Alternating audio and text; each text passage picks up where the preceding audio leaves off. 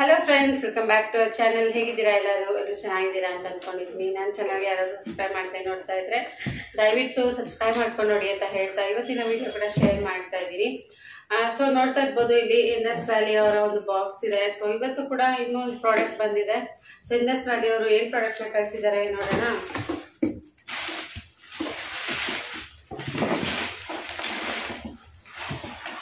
ಇದು Indus valley products ಅನೇ ತುಂಬಾ weight ಇದೆ. ಎಲ್ಲ ಪ್ರಾಡಕ್ಟ್ಸ್ ಎಷ್ಟು ವೆಯ್ಟ್ ಇದೆ ಅಂದ್ರೆ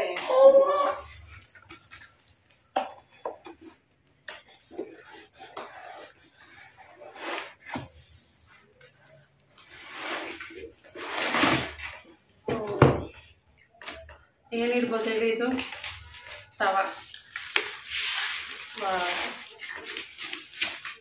ನೋಡಿ ಎಷ್ಟು ಚೆನ್ನಾಗಿದೆ ಅಲ್ಲ. ಅದು ಕಾಸ್ಟ್ ಐರನ್ ತವಾ. ಇದು ಎಷ್ಟು ವೆಯ್ಟ್ ಇದೆ ಗೊತ್ತಾ? ಸಖತ್ ವೆಯ್ಟ್ ಇದೆ. ಇಲ್ಲಿ ನೋಡ್ತಾ ಇರ್ಬೋದು. ಸೊ ಹಿಂದಗಡೆ ಇಂಡಸ್ ವ್ಯಾಲಿ ಅಂತ ಬರ್ತಿದೆ. ಹಾಗೆ ಇದರ ಫಿನಿಶಿಂಗ್ ನೋಡ್ತಾ ಇರ್ಬೋದು ಯಾವ ಥರ ಇದೆ ಅಂತ ಹೇಳಿ. ಒಂಥರ ಈ ಸ್ಟೋನ್ ಫಿನಿಶಿಂಗ್ ಬರುತ್ತೆ ನೋಡಿ, ಆ ಥರ ಒಂದು ಫಿನಿಶಿಂಗ್ ಬಂದಿದೆ ಕಾಸ್ಟ್ ಐರನ್ನು. ಸೊ ಇದನ್ನು ಮೊದಲು ಇದನ್ನು ಏನು ಹೇಳ್ತಾರೆ, ಸೀಸನಿಂಗ್ ಮಾಡಬೇಕು, ಆಮೇಲೆ ಇದನ್ನು ನಾವು ಯೂಸ್ ಮಾಡಬೇಕು. ಎಸ್ಪೆಷಲಿ ಕಾಸ್ಟ್ ಐರನನ್ನು ನಾವು ಯಾವ ರೀತಿ ಯೂಸ್ ಮಾಡ್ತೀವಲ್ಲ, ಸೊ ಅದೇ ರೀತಿ ನಮಗೆ ಲೈಫ್ ಟೈಮ್ ವ್ಯಾರಂಟಿ ಬರುತ್ತೆ. ಸೊ ಈ ಒಂದು ಕಾಸ್ಟ್ ಐರನ್ನ ನಾವು ಲೈಫ್ ಲಾಂಗ್ ಯೂಸ್ ಮಾಡ್ಕೋಬೋದು. ಸೊ ಚಪಾತಿಗೆ, ದೋಸೆಗೆ ಎಲ್ಲದಕ್ಕೂ ಯೂಸ್ ಮಾಡ್ಬೋದು. ಸೊ ಈ ಕಾಸ್ಟ್ ಐರನ್ನ ಹೇಗೆ ಪಳಗಿಸೋದು, ಹಾಗೆಯೇ ಹೇಗೆ ಇದನ್ನು ಕ್ಲೀನ್ ಮಾಡ್ಕೋಬೇಕು ಎಲ್ಲದನ್ನು ನಾನು ವಿಡಿಯೋದಲ್ಲಿ ಕಂಪ್ಲೀಟಾಗಿ ಕಂಪ್ಲೀಟಾಗಿ ಶೇರ್ ಮಾಡ್ತೀನಿ. ಸೊ ವಿಡಿಯೋನ ಪೂರ್ತಿ ಕಂಪ್ಲೀಟಾಗಿ ವಾಚ್ ಮಾಡಿ. ಹಾಗೆಯೇ ಈ ಒಂದು ಕಾಸ್ಟ್ ಐರನ್ನ ಯೂಸ್ ಮಾಡಬೇಕು ಅಂತಂದರೆ ಫಸ್ಟಿಗೆ ನಾವು ಇದನ್ನು ನೀಟಾಗಿ ಕ್ಲೀನ್ ಮಾಡಿಕೊಂಡು ಒಂದು ಬಟ್ಟೆ ತೊಗೊಂಡು ಒರೆಸಿಟ್ಕೊಂಡ್ಬಿಡೋಣ. ಅದಾದಮೇಲೆ ಅದಕ್ಕೆ ಒಂದು ಸ್ವಲ್ಪ ಎಣ್ಣೆ ಹಾಕಿ ಹಾಗೆ ಬಿಟ್ಬಿಟ್ಟು, ಆಮೇಲೆ ಫಸ್ಟ್ ಟೈಮ್ ನಾವು ಇದರಲ್ಲಿ ಅಡುಗೆ ಮಾಡಬೇಕಾದ್ರೆ ಆನಿಯನ್ ಇರುತ್ತಲ್ಲ, ಸೊ ಈರುಳ್ಳಿನ ಚೆನ್ನಾಗಿ ಇದ್ಮೇಲೆ ಒಂದು ಸ್ವಲ್ಪ ಎಣ್ಣೆ ಹಾಕಿ ಫ್ರೈ ಮಾಡ್ಕೋಬೇಕು. ಅದಾದಮೇಲೆ ನಾವು ಇದ್ರ ಮೇಲೆ ದೋಸೆನ ಹಾಕ್ಕೊಟ್ರೆ ತುಂಬ ಚೆನ್ನಾಗಿ ಬರುತ್ತೆ. ಹಾಗೆ ಎಣ್ಣೆ ಹಾಕೋತೇನೆ ಹಾಗೆ ನಾವು ಇದನ್ನು ಸ್ಟವ್ ಮೇಲೆ ಇಟ್ಟು ಯೂಸ್ ಮಾಡಬಾರ್ದು. ಆ ರೀತಿ ಏನಾದರೂ ಮಾಡಿದ್ರೆ ಬ್ರೇಕ್ ಆಗೋ ಚಾನ್ಸಸ್ ಇರುತ್ತೆ. ಹಾಗಾಗಿ ಕಾಸ್ಟ್ ಐರನ್ನ ಯೂಸ್ ಮಾಡಬೇಕಾದ್ರೆ ಹುಷಾರಾಗಿ ಯೂಸ್ ಮಾಡಬೇಕು. ಅಂದರೆ ಸ್ವಲ್ಪ ಪಳಗಿಸೋವರೆಗೂ ಅಷ್ಟೇ. ಆಮೇಲೆ ಒಂದ್ಸಲ ಅದು ಪಳಗಿದ್ಮೇಲೆ ಚೆನ್ನಾಗಿ ನಮಗೆ ಲೈಫ್ ಟೈಮ್ ಬಾಳಿಕೆ ಬರುತ್ತೆ. ಹಾಗೆ ಐರನ್ ಈ ಒಂದು ಕಾಸ್ಟ್ ಐರನ್ ಏನಿರುತ್ತಲ್ಲ, ಇದರಲ್ಲಿ ನಾವು ಅಡುಗೆ ಮಾಡೋದ್ರಿಂದ ನಮ್ಮ ಬಾಡಿಗೆ ಬೇಕಾಗಿರೋಂಥ ಐರನ್ ಕಂಟೆಂಟ್ ಕೂಡ ನಮಗೆ ಸಿಗುತ್ತೆ. ಸೊ ಎಷ್ಟು ಚೆನ್ನಾಗಿದೆ ಅಲ್ಲ ಈ ಒಂದು ತವಾ. ಇದಕ್ಕೆ ಹ್ಯಾಂಡಲ್ ಕೂಡ ಬಂದಿದೆ, ಸಖತ್ ವೆಯ್ಟ್ ಕೂಡ ಇದೆ. ಇದಕ್ಕೆ ಇನ್ನೊಂದು ಸ್ಪ್ಯಾಚುಲಾ ಕೂಡ ಕೊಟ್ಟಿದ್ದಾರೆ ನೋಡಿ. ಸೊ ಇಂಡಸ್ ವ್ಯಾಲಿ ಅವ್ರದ್ದೇನೆ ಒಂದು ವುಡನ್ ಸ್ಪ್ಯಾಚುಲಾ ಕೊಟ್ಟಿದ್ದಾರೆ. ಸೊ ಆಲ್ರೆಡಿ ನನ್ನ ಹತ್ರ ಇದೆ ಈ ಥರದ್ದೊಂದು. ಇನ್ನೊಂದು ಇದೆ.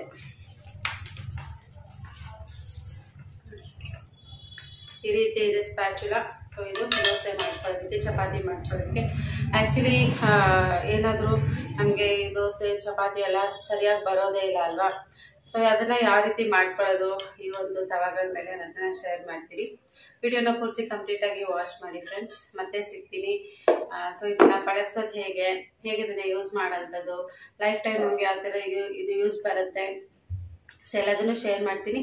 ಹಾಗೆಯೇ ನಿಮಗೂ ಈ ಒಂದು ಪ್ರಾಡಕ್ಟ್ ಬೇಕು ಅಂತಂದರೆ ಸೊ ಲಿಂಕ್ ಮೇಲೆ ಹಾಗೆಯೇ ಸ್ಕ್ರೋಲಿಂಗ್ ಮೇಲೆ ಒಂದು ಕೂಪನ್ ಕೋಡನ್ನು ಹಾಕಿರ್ತೀನಿ. ಸೊ ನೀವು ಆ ಕೋಡ್ ಯೂಸ್ ಮಾಡೋದ್ರಿಂದ ನಿಮಗೆ ಡಿಸ್ಕೌಂಟು ಮತ್ತು ಆಫ್ ಕೂಡ ಸಿಗುತ್ತೆ. ಸೊ ನೋಡಿ ಎಷ್ಟು ಚೆನ್ನಾಗಿದೆ ಅಂತ. ಓಕೆ, ಮತ್ತೆ ನಾನು ಬ್ಯಾಕ್ ಕ್ಯಾಮ್ರಾಯಿಂದ ಶೇರ್ ಮಾಡ್ತೀನಿ ಯಾವ ಥರ ಇದೆ ಅಂತ ಹೇಳ್ಬಿಟ್ಟು. ಓಕೆ, ಕಟ್ ಮಾಡಿ.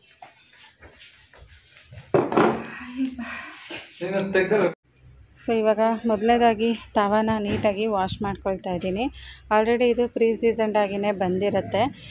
ಸೊ ಹಾಗಾಗಿ ಇವಾಗ ನಾನು ಮತ್ತೊಮ್ಮೆ ನೀಟಾಗಿ ಇದನ್ನು ವಾಶ್ ಮಾಡ್ತಾಯಿದ್ದೀನಿ. ನಾರ್ಮಲ್ ನಮ್ಮ ಮನೇಲಿ ಯೂಸ್ ಮಾಡೋಂಥ ವಿಮ್ ಸೋಪ್ ಏನು ಯೂಸ್ ಇರುತ್ತಲ್ಲ ಅದರಲ್ಲೇ ವಾಶ್ ಮಾಡ್ಕೊಳ್ತಾ ಇದ್ದೀನಿ. ತುಂಬಾ ಹೆವಿ ವೆಯ್ಟ್ ಇದೆ, ಒಂದೇ ಕೈಯಲ್ಲಂತೂ ಹಿಡ್ಕೊಳಕ್ಕಾಗ್ತಿಲ್ಲ, ಆ ಥರ ಇದೆ. ಅದಕ್ಕೆ ಇವಾಗ ನೀಟಾಗಿ ಇದನ್ನು ಫಸ್ಟು ಎಲ್ಲನೂ ವಾಶ್ ಮಾಡ್ಕೊಳ್ಳೋಣ. ವಾಶ್ ಮಾಡ್ಕೊಂಡಿದ್ದಾದಮೇಲೆ ಈ ನೀರೆಲ್ಲ ಹೋಗಬೇಕು. ಒಂದು ಕಾಟನ್ ಬಟ್ಟೆ ಇರುತ್ತಲ್ಲ, ಸೊ ಕಾಟನ್ ಬಟ್ಟೆ ತೊಗೊಂಡು ನೀಟಾಗಿ ನೀರೆಲ್ಲ ಹೋಗೋ ಥರ ಒರೆಸಿಟ್ಕೊಳ್ಳೋಣ.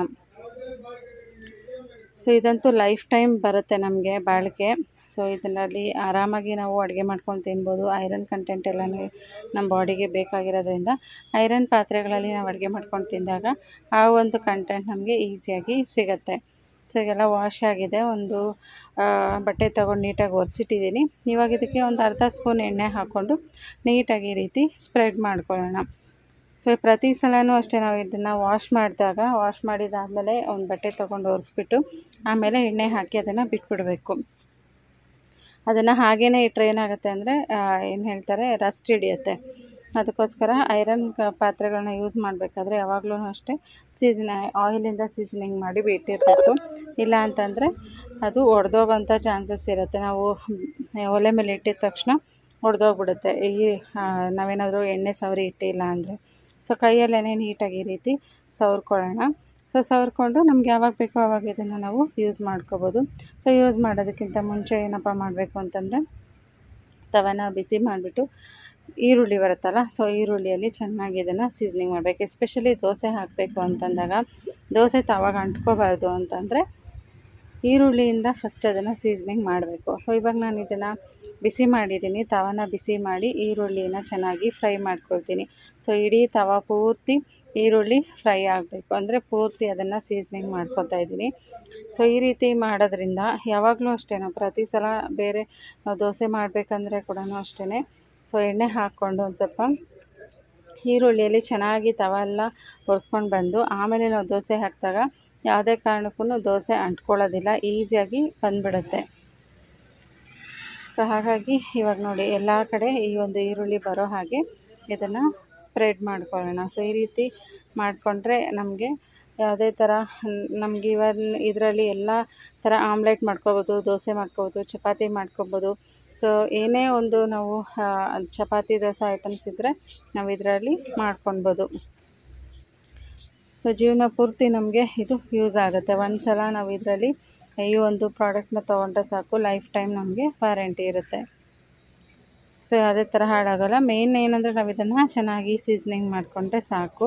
ಸೊ ಇವಾಗ ಇದನ್ನು ನಾನು ಈರುಳ್ಳಿ ಹಾಕಿ ಎಲ್ಲ ಚೆನ್ನಾಗಿ ಸ್ಪ್ರೆಡ್ ಮಾಡಿ ಸೀಸನಿಂಗ್ ಮಾಡಿದ್ದೀನಿ. ನೆಕ್ಸ್ಟು ಇದ್ರ ಮೇಲೆ ನಾವು ದೋಸೆ ಹಾಕ್ಕೊಳ್ಳೋಣ. ಸೊ ಸುಮಾರು ಜನ ಕಂಪ್ಲೇಂಟ್ ಮಾಡ್ತಾರೆ, ದೋಸೆ ಕಾಸ್ಟ್ ಐರನ್ ಮೇಲೆ ದೋಸೆ ಹಾಕಿದ್ರೆ ದೋಸೆ ಎದ್ದೊಳ್ಳೋದೇ ಇಲ್ಲ, ಚೆನ್ನಾಗಿ ಬರಲ್ಲ ಅಂತ ಹೇಳಿ. ಸೊ ಈ ರೀತಿ ನಾವು ಫಸ್ಟೇ ಎಣ್ಣೆ ಹಾಕಿಬಿಟ್ಟು ಒಂದು ಸ್ವಲ್ಪ ಈರುಳ್ಳಿಯಿಂದ ಸ್ಪ್ರೆಡ್ ಮಾಡಿದ್ರೆ ಆರಾಮಾಗಿ ದೋಸೆ ಮೇಲೆ ಬಂದುಬಿಡುತ್ತೆ, ಇಟ್ಕೊಳ್ಳೋದಿಲ್ಲ ಯಾವುದೇ ಕಾರಣಕ್ಕೂ. ಸೊ ಇವಾಗ ನೋಡಿ ನಾನಿಲ್ಲಿ ದೋಸೆ ಹಿಟ್ಟನ್ನು ಹಾಕ್ತಾಯಿದ್ದೀನಿ. ಸೊ ದೋಸೆ ಹಿಟ್ಟು ನಾರ್ಮಲಾಗಿ ನಾವು ಯಾವ ಥರ ದೋಸೆ ಮಾಡ್ಕೊಳ್ತೀವಲ್ಲ, ಸೊ ಅದೇ ಥರನೇ ದೋಸೆ ಹಿಟ್ಟನ್ನು ಹಾಕ್ಕೊಳ್ಳೋಣ. ಸೊ ಚೆನ್ನಾಗಿ ಸ್ಪ್ರೆಡ್ ಮಾಡ್ಕೊಳ್ಳೋಣ.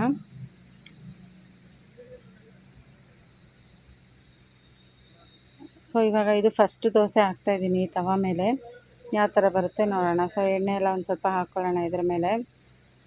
ಹಾಕ್ಕೊಂಡು ತುಂಬಾ ಟೇಸ್ಟಿಯಾಗಿ ಚೆನ್ನಾಗಿರೋವಂಥ ದೋಸೆ ಬರುತ್ತೆ, ಕ್ರಿಸ್ಪಿಯಾಗಿ ಕೂಡ ಇರುತ್ತೆ. ನಮ್ಗೆ ಯಾವ ಥರ ದೋಸೆ ಬೇಕೋ ಆ ಥರ ದೋಸೆ ಬರುತ್ತೆ. ಸೆಟ್ ದೋಸೆ ಆಗಿರ್ಬೋದು, ಮಸಾಲೆ ದೋಸೆ ಆಗಿರ್ಬೋದು, ಪ್ರತಿಯೊಂದು ಈ ತವ ಮೇಲೆ ನಾವು ಮಾಡ್ಕೊಳ್ಬೋದು. ಸೊ ನನಗಂತೂ ತುಂಬಾ ಇಷ್ಟ ಆಯಿತು.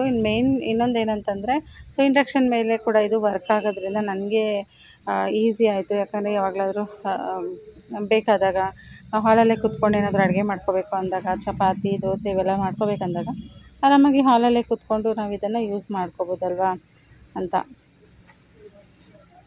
ಸೊ ನೋಡಿದ್ರಲ್ವಾ ದೋಸೆ ಎಷ್ಟು ಚೆನ್ನಾಗಿ ಬಂದಿದೆ ಅಂತ. ಸೊ ಎಲ್ಲೂ ಕೂಡ ದೋಸೆ ಹಿಡ್ಕೊಂಡಿಲ್ಲ, ಆರಾಮಾಗಿ ಬಂದಿದೆ. ಸೊ ತವನ ಹಿಡ್ಕೊಂಡಿಲ್ಲ ದೋಸೆ. ನಾರ್ಮಲಾಗಿ ಒಂದೊಂದು ಸಲ ದೋಸೆ ಹಾಕಿದಾಗ ತವನ ಹಿಡ್ಕೊಂಡ್ಬಿಡುತ್ತೆ, ದೋಸೆನೇ ಮೇಲೆ ದೊಳ್ಳಲ್ಲ, ಫುಲ್ ಸಿಟ್ಟು ಬರುತ್ತೆ ಆ ಟೈಮಲ್ಲಿ. ಬಟ್ ಇಲ್ಲಿ ನೋಡಿ ಎಷ್ಟು ಚೆನ್ನಾಗಿ ಬಂದಿದೆ ದೋಸೆ, ಕ್ರಿಸ್ಪಿಯಾಗಿದೆ. ಸೊ ಇವಾಗ ಇನ್ನೊಂದು ದೋಸೆ ಕೂಡ ನಾನು ಹಾಕ್ಬಿಡ್ತೀನಿ ಇದ್ರ ಮೇಲೇ. ಸೊ ನೋಡಿದ್ರಲ್ಲ ಇವಾಗ ಪರ್ಫೆಕ್ಟಾಗಿ ದೋಸೆ ಬರುತ್ತೆ. ಯಾಕಂದರೆ ಫಸ್ಟ್ ಟೈಮ್ ಹಾಕಿದಾಗ ಹೆಂಚು ಫುಲ್ಲಾಗಿ ಕಾದಿತ್ತಲ್ವ, ಆವಾಗ ಒಂದು ಸ್ವಲ್ಪ ದೋಸೆ ಹಾಗೆ ಹೀಗೆ ಆಯಿತು. ಬಟ್ ಇವಾಗ ನೋಡಿ ಪರ್ಫೆಕ್ಟಾಗಿ ಆ ಥರ ಒಂದು ಅಂದರೆ ಹೀಟ್ ಏನಿರುತ್ತೆ, ಹೀಟ್ ಕರೆಕ್ಟಾಗಿ ಇಟ್ಟಿದ್ದೀನಿ. ಇವಾಗ ಪರ್ಫೆಕ್ಟಾಗಿ ದೋಸೆ ಬರ್ತಾಯಿದೆ. ನೋಡಿದ್ರಲ್ವ ಎಷ್ಟು ಚೆನ್ನಾಗಿ ದೋಸೆ ಬಂತು. ನಿಮಗೂ ಕೂಡ ಈ ಒಂದು ಪ್ರಾಡಕ್ಟ್ ಬೇಕು ಅಂತಂದರೆ ಡಿಸ್ಕ್ರಿಪ್ಷನ್ ಬಾಕ್ಸಲ್ಲಿ ಲಿಂಕನ್ನು ಹಾಕಿರ್ತೀನಿ. ಹಾಗೆ ನನ್ನ ಕೂಪನ್ ಕೋಡ್ ಯೂಸ್ ಮಾಡಿದ್ರೆ ಕೂಡ ನಿಮಗೆ ಡಿಸ್ಕೌಂಟ್ ಅನ್ನೋದು ಸಿಗುತ್ತೆ. ಸೊ ನೀವು ಬೇಕಿದ್ದರೆ ನೋಡಿ ಬೈ ಮಾಡ್ಕೊಳ್ಳಿ. ಸೊ ನೋಡಿದ್ರಲ್ಲ ಎಷ್ಟು ನೀಟಾಗಿ ದೋಸೆ ಹೊರಗಡೆ ಬರ್ತಾಯಿದೆ, ಎಲ್ಲೂ ಕೂಡ ಅಂಟ್ಕೋತಾ ಇಲ್ಲ. ಹಾಗೆಯೇ ನೋಡ್ತಾ ಇರ್ಬೋದು ಟೆಕ್ಸ್ಚರು ಕ್ರಿಸ್ಪಿಯಾಗಿ ಬರ್ತಾಯಿದೆ. ನೋಡಿದ್ರಲ್ವಾ ಎಷ್ಟು ಚೆನ್ನಾಗಿ ದೋಸೆ ಬಂದಿದೆ ಅಂತ. ಸೊ ಪರ್ಫೆಕ್ಟಾಗಿದೆ. ನನಗಂತೂ ತುಂಬಾ ಖುಷಿ ಆಯಿತು. ಯಾವಾಗಲೂ ಅಂದರೆ ಹಾಲಲ್ಲಿ ಏನಾದರೂ ಕುತ್ಕೊಂಡು ಅಡುಗೆ ಮಾಡಬೇಕು ಅಂದಾಗ ತವ ಒಂದಿರಲಿ ನನ್ನ ಹತ್ರ. ಸೊ ಈಗ ಕಾಸ್ಟ್ ಐರನ್ ತವ ಇರೋದ್ರಿಂದ ಆರಾಮ್ಸೆ ನಾನು ಹಾಲಲ್ಲೇ ಕುತ್ಕೊಂಡು ಬಿಸಿ ಬಿಸಿಯಾಗಿ ದೋಸೆ ಚಪಾತಿ ಎಲ್ಲ ಮಾಡಿ ಕೊಡ್ಬೋದು, ಇನ್ನೂ ಬಿಸಿ ಬಿಸಿಯಾಗಿ ತಿನ್ಬೋದು ಅಂತ. ಓಕೆ ಫ್ರೆಂಡ್ಸ್, ಇದಾಗಿತ್ತು ಇವತ್ತಿನ ಒಂದು ವಿಡಿಯೋ. ಹೋಪ್ ಎಲ್ಲರಿಗೂ ಇಷ್ಟ ಆಗಿದೆ ಅಂತ ಅಂದ್ಕೊಳ್ತೀನಿ. ಇಷ್ಟ ಆಗಿದ್ರೆ ದಯವಿಟ್ಟು ಲೈಕ್ ಮಾಡಿ, ಹೊಸದಾಗಿ ನೋಡ್ತಾ ಇದ್ದರೆ ಸಬ್ಸ್ಕ್ರೈಬ್ ಮಾಡ್ಕೊಂಡು ನೋಡಿ ಅಂತ ಹೇಳ್ತಾ ಇವತ್ತಿನ ವಿಡಿಯೋ ನಾನು ಇಲ್ಲೇ ಎಂಡ್ ಮಾಡ್ತಾಯಿದ್ದೀನಿ. Thank you so much for watching. Take care friends. ಮತ್ತೆ ಸಿಗ್ತೀನಿ ಇನ್ನೊಂದು ಒಳ್ಳೆ ವಿಡಿಯೋ ಜೊತೆಗೆ. ಟಿಲ್ ದೆನ್ ಟೇಕ್ ಕೇರ್, ಬಾಯ್.